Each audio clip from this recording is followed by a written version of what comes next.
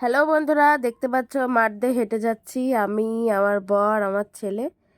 আমি ক্যামেরাটা করছিলাম, এইটা আমি, সামনে আমার বর আছে হেঁটে যাচ্ছে।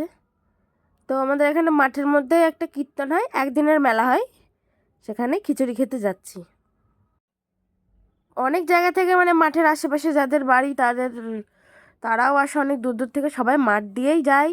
এই যে মেলার মধ্যে ঢুকে পড়েছি, তো নানা রকমের খাবারের দোকান, মেলা মানেই তো খাবারের দোকান, বাদাম, জিলাপি, এগরোল, ফুচকা, সমস্ত দোকান ছিল।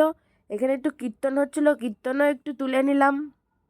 তারপরে এই সাইডে খিচুড়ি রান্না হচ্ছিলো, এই দেখো কত মহাপ্রসাদ ছিল। সবাই যারা যায়নি অনেকে বাড়ির জন্যও নিয়ে আসে।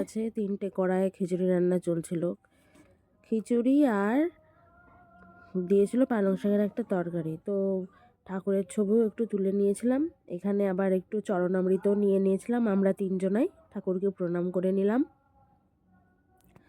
তারপরে মাঠে এই যে কত ভক্তরা খেতে বসেছে, দেখো মাঠেই এই মেলাটা হয়, তো মাঠেই সবাই চলে গেছিলো। এটা দিনের বেলারই মেলা।